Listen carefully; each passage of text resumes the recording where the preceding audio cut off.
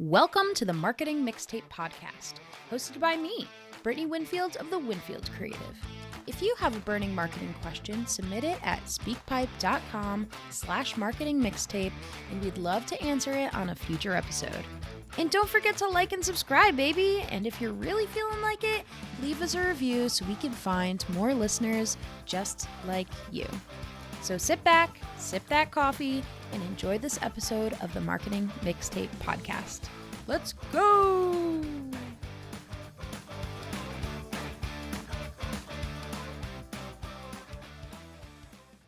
Hello, and welcome to a new episode of the Marketing Mixtape Podcast. My name's Brittany Winfield, and I own the Winfield Creative. I'm a social media strategist based in Vermont. And in today's episode, I wanted to bring about a topic that has been pretty prevalent in the trainings that I've been conducting around the state recently. I've had a few business owners ask, what happens if I or my employees don't want to show my face on camera? There's hesitation to do trending reels and content that puts people uncomfortably in front of the camera. So I wanted to create an episode that is specifically for those folks that want to put themselves out there without putting themselves out there, because that could be extremely vulnerable. And I feel that it's important to meet people where they're at in their content creation process. We're going to talk about a new concept today, a newer concept, I should say, called faceless marketing. Now, there are social media managers that focus just on faceless marketing, so I don't consider myself necessarily the expert, so to say. I just want to make sure that you know there are other resources beyond this podcast out there. And to find those resources, you would look up faceless marketing social media managers on Google or Instagram, wherever you find your answers, or places like YouTube. But hopefully you stick around for this podcast episode, because this is an introduction to faceless marketing and really how to show up authentically, because authenticity is super important. We don't want a profile that is just a bunch of random Canva templates, but how do you do it without showing your face explicitly? And that's okay. Not everybody wants to be the face of their brand. And when we are put into a situation where, we don't feel comfortable in that way, it's still important to be able to connect with our audiences. So this might be due to privacy, uncomfortability, even burnout, team limitations, or just personal preference. Whatever the reason, keep on listening, because we're going to be talking about how to still show up for your brand.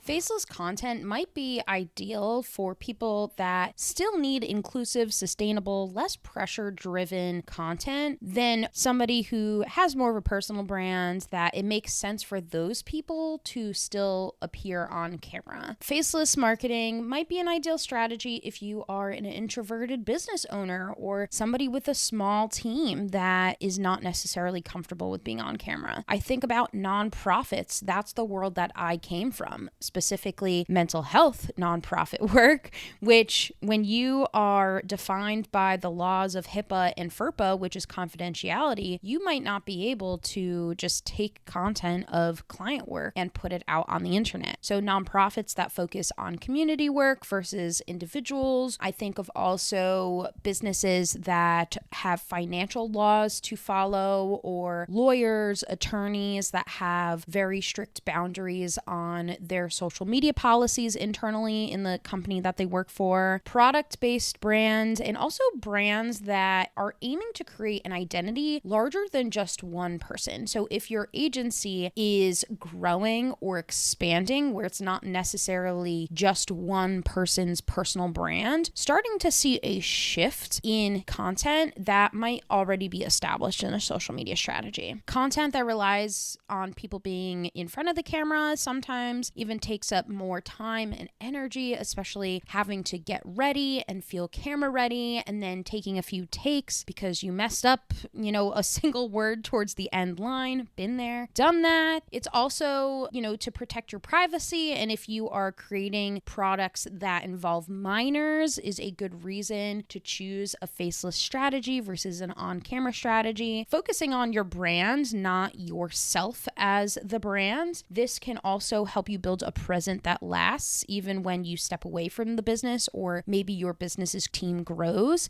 and to also elevate the product or the mission. So instead of putting a spotlight on a person, you're putting a spotlight on the thing that you're selling, or even greater, the impact of your organization and the reason why you do some of the things that you do and involve yourself in the community. So there's a time and place for being on camera, but just know that there are creative ways to not have to show your face on camera. So let's dig into the types of faceless content. Of course, I'll give you examples so that way you can incorporate this into your content strategy. One piece of content that I love, and this is especially true if you have more of a lifestyle aesthetic to your brand, is a product or process shot. So this might be a flat lay, some packaging, this might be close-ups of products in use. So these are good ways to incorporate elements of personal touch without necessarily a face showing up on camera. So I think about, especially with close-ups of the products in use, you can always put the product in your hand or somebody's hand and play with it, show people how to use it. So that way they have more of that sensory experience over a phone screen, while also inviting that personalization of the content without making people feel like, oh, I have to like show face on camera specifically. So flat lace, packages, close-ups of products in use. This also dabbles a little bit into a more popular trend that we're seeing right now that features ASMR. So think of like the makeup brands that they are like opening up the lipsticks and they're showing you what it looks like, what it tastes like sometimes, what it smells like. They're essentially just fidgeting with these products to show here's how you use it. So it goes a little bit beyond just taking a photo of the item. We also have behind the scenes shot of how something was made or how something was prepared. And these types of content posts are also great for showcasing the value that a customer is paying for that item. So let me say that again. If somebody is seeing how much work and effort and time and money it takes to create your product and how much thought process goes into it, so like the entirety of the decision-making process, if you are charging a pretty penny for that and they know how much work and effort goes into it, they are more likely to buy that product.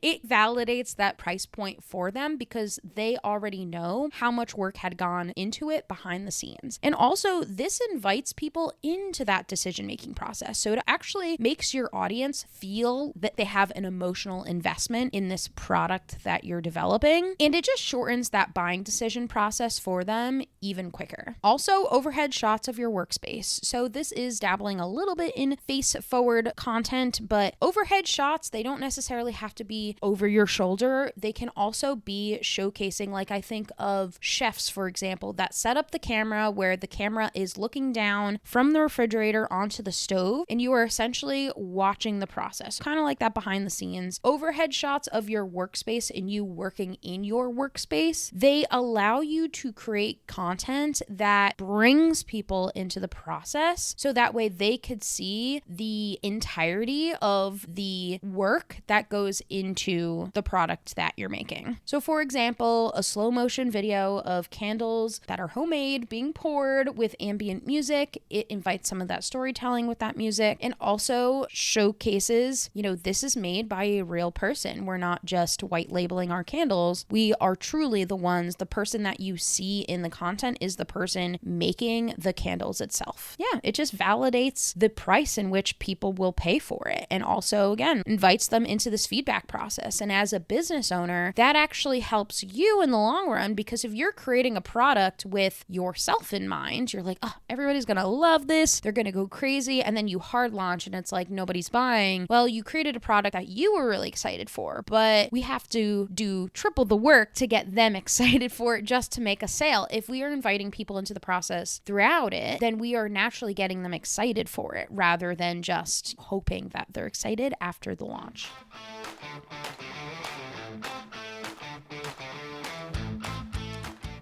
The next type of post that I would include in a faceless marketing strategy, but with a caveat, because there's always got to be a caveat, is text-based reels or text-based posts. And you'll see me often do this, especially when talking about education type of content. So educational tips and carousel posts that have quotes or mini stories. You'll see me use this often at the Winfield Creatives Instagram because it's an easy one where it's, if I'm not looking forward to being on camera, let's say I'm still in my pajamas, I don't want to show up on camera, that's totally fine. You put together a carousel post and it's out the door. The caveat I want to use with this is you still want to brand these to your business. So when you see them on our end, you'll see me using some branded photos that I've had taken years before. I use photos of myself that I'm comfortable with, even photos around Vermont because I'm from Vermont. And so it's easy for people to associate my brand with where I live. So I use the caveat that try not to use just a basic Canva template for these, that you barely change the colors, barely change the font, and then just to get something out there. You still want to remix it so that way it feels authentic to your business. That's my, if you're going to do this, make sure you do this piece of this podcast. So this also applies to reels, that you use trending audios and captions. This also relates to animated graphics or maybe GIFs that you use. So text-based reels and posts, you can still be trendy and use trending audio without necessarily it being somebody on camera lip syncing to the audio. It can be a meme. It can be a video that you took with the back facing camera of a place that it works really well with that audio to add a little bit of entertainment. But for the most part, you're going to be using text-based reels and text-based posts for more educational and inspirational types of posts. For example, one that you might produce for your business is 5 signs you're ready to raise your prices with a lo-fi beat and a caption. That will do the trick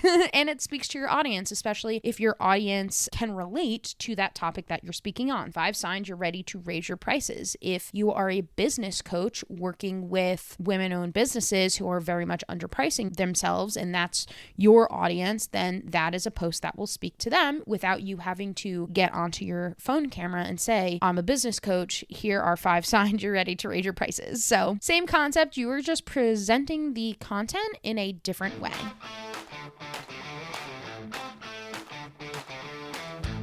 The next type of faceless media I am obsessed with personally because it feels like the person creating the content, even though I can't see them, it feels like they are reaching out beyond the phone and giving me a hug. And that is voiceover and narrated content. So just like this podcast episode, you can hear my voice, you get to hear the different inflections. I'm able to tell a story based on the emotion you can hear from my voice. But if I have you close your eyes and you don't know what I look like, that's okay. You are still able to hear the inflection, the laughter that is coming out of my voice. Same concept for voiceovers in your reels. So these are ways where you can use your voice to tell a story, to share a tip, walk through a process, while pairing it with a product or a scenery visual. For example, we have a narrated reel that shows how your product is made from start to finish. It doesn't feel like a sales pitch just because you are explaining yourself. And it also gives more context to the process just in case somebody does not read the caption. Because that's important to remember also is there will be people that will look at your reel for a second and scroll by and not read your caption. By adding a narration, you are not just inviting some personality and for them to hear a human's voice and feel connected and relatable to that human's voice. Also, it more than likely stops them from scrolling because they want to hear what that person has to say rather than just the same mainstream pop song that they've been hearing on every reel that they have been scrolling past that morning.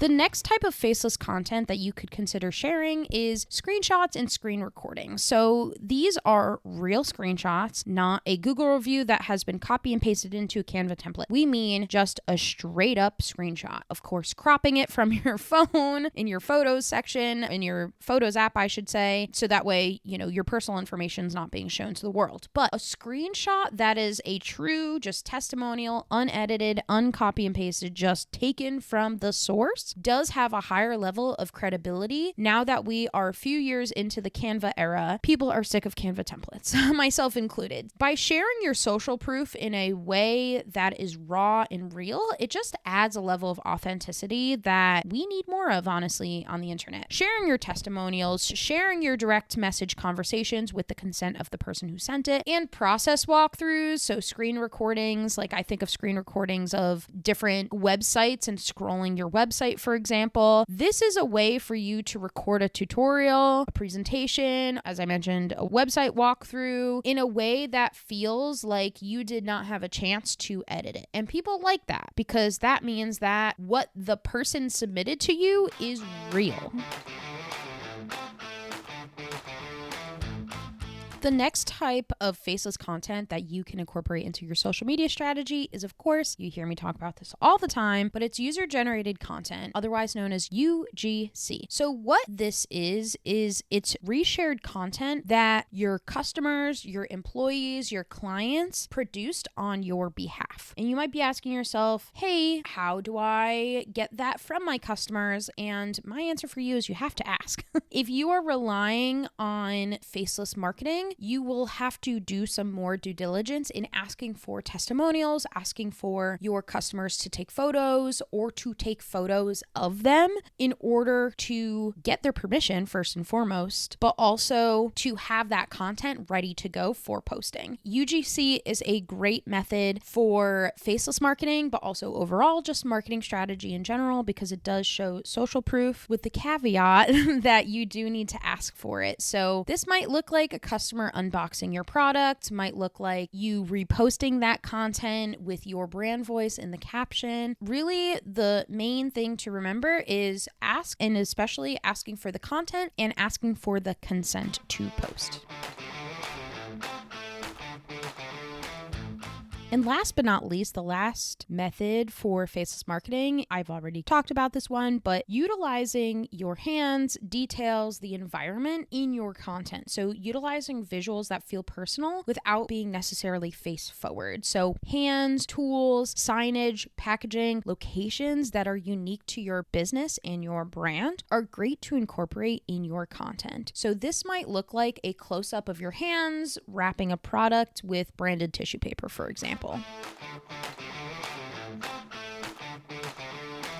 All of these methods, no matter if you incorporate just one of the 6 or all of the 6, if you are looking at faceless marketing as your go-to strategy, really it's still about building connection. Connection is still possible even if your audience doesn't see you, but you have to be able to use your voice, using your voice in the captions or voiceovers, and just letting your personality shine through your words. You also have to be consistent with your visuals and your verbal branding so that way people recognize you, and it also stands up above the noise that we have been circling around in social media for years, including Canva templates. Also sharing your stories. So your messaging of how your business came to be, your mission, your vision, your values, your community, and why you're part of it. And also not forgetting to focus on the customer. So highlighting their success stories, reviews, and their user-generated content. Faceless marketing, in my opinion, it's not about hiding. You can still show up for your brand, even if your face is not on a camera, but it is about shifting the spotlight a little bit. It's giving you the freedom, the flexibility, and the chance to grow your brand in a way that feels right for you. Don't forget that it is still about making that human connection. So we just have to get a little creative. I promise you, if you incorporate some of these strategies that you heard in this podcast episode today, you will be connecting with those people.